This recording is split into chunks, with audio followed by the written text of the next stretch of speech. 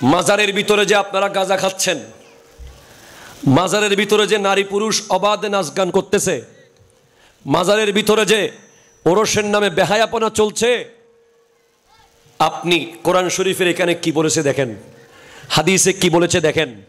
3 দিনের আলটিমেটাম দিলাম, 3 দিনের মধ্যে এই কাজ বন্ধ না করলে আমরা পরবর্তীতে প্রশাসন নিয়ে আসব।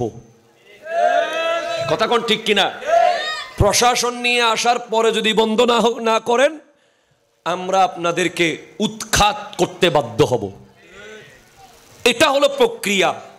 এখন আপনি হঠাৎ করে লাঠি সুটা লইয়া ওরে মাজারের দেয়াল, মাজারের পিলার, মাজারের জালি, মাজারের বাউন্ডারি ওয়াল, এগুলো তো গাঁজা খাই নাই।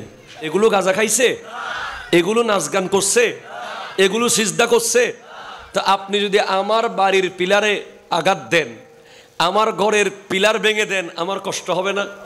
তো মাজারওয়ালার পিলার যে ভাঙতেছেন, মাজারওয়ালারও কষ্ট হয়। হ্যাঁ, এখন আপনি বলবেন যে মাজার কবর উঁচু করলে ভেঙে দিতে বলছে। আপনার সাথে আমার চ্যালেঞ্জ, আমার নবী উঁচু কবর ভাঙতে বলছে মুসলমানের না, ইহুদিদের। আপনি একটা বিষয় খেয়াল করেন, আমার 1 মিনিট বুঝেন।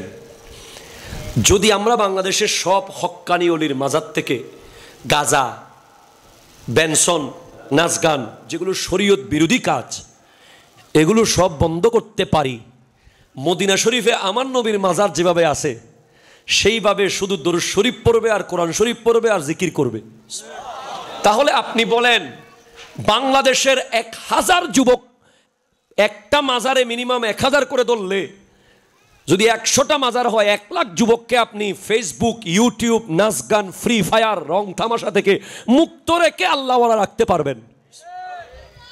এখন আপনি যদি গোটা মাজারটা সমান করে দেন, সে তো জীবনে বাপের কবরে জিয়ারত করতে যায় নাই। সে আল্লাহর ওলি একজন আছে, সে শুনছে যে উনি আল্লাহর বড় ওলি, ওনার দরবারে গিয়ে একটু আল্লাহর কাছে দোয়া করলে আল্লাহ কবুল করে।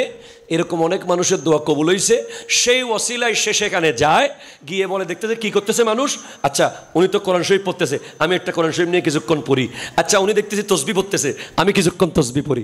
আচ্ছা ভাই, আপনি কি করতেছেন মাজারে এসে? কয় আমি কিছুক্ষণ 1000 বার দরুদ শরীফ পড়ছি। আচ্ছা, আমিও তাহলে 1000 বার দরুদ শরীফ পড়ি। এই যে যুবকরা, আপনি মাজার ভাঙবেন, বিনিময়ে কি দিবেন? আপনি আমার থেকে পানি নিয়ে ফেলছেন, বিনিময়ে চা দিছেন। একটার বিপরীতে আটটা দিতে হবে না আপনাকে? এখন মাজারকে নিয়ে যে সমস্ত যুবকরা থাকে, যারা সত্যিকারে মাজার জিয়ারত করতে যায়, নামাজ পড়ে আল্লাহর জন্য, নফল নামাজ, ওখানে গিয়ে মাথায় অন্তত টুপিটা দেয়, সেরা জিন্সের প্যান্ট খুলে অন্তত একটা পায়জামা পরে, নেইমার আর মেসির জার্সি খুলে একটা পাঞ্জাবি পরে, একটা আল্লাহর ওলি এরকম হাজার হাজার যুবককে এইভাবে ধরে রাখছে। শাহজালাল ইয়ামানির মাজারে আপনি গেলে দেখবেন, ওনার মাজার কেন্দ্রিক না হলে 1000 দোকান আছে, 1000 দোকান চারপাশে। একটা দোকানদারের পিছে 10 জন সদস্য যদি পরিবারে থাকে, তার দোকানের স্টাফ আছে 20 জন, প্রত্যেকের একটা একটা করে পরিবার ধরেন, হোটেল ধরেন, ব্যবসা ধরেন। একটা মাজার 1 লাখ মানুষের রিজিকের ব্যবস্থা করেছে। শাহজালাল ইয়ামানির মাজার যদি আপনি সোজা করে দেন, কবর বানাই দেন একেবারে মাইরা ভাঙ্গা, তাহলে মানুষ কি আর যাবে? মানুষ ঠিক সিলেট যাবে। কোথায় যাবে? জাফলং। কোথায় যাবে? বিছানাকান্দি। কোথায় যাবে? শ্রীমঙ্গল। তো নামাজ তো নাই, নারী পুরুষ রং তামাশা করবে।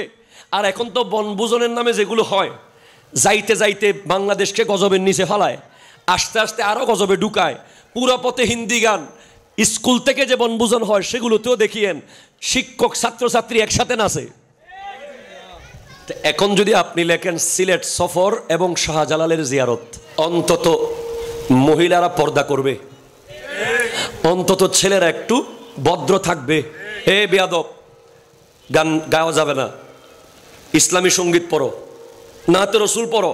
কেন? আমরা শাহজালালের জিয়ারতে যাচ্ছি। এমনে এমনে এশক নিয়ে বলে ফেললে হবে না মাজার ভাঙিয়ে দিব। ভাঙার পরবর্তীতে কি হবে এটা বুঝতে হবে, ঠিক কিনা? বলেন বলেন বলেন।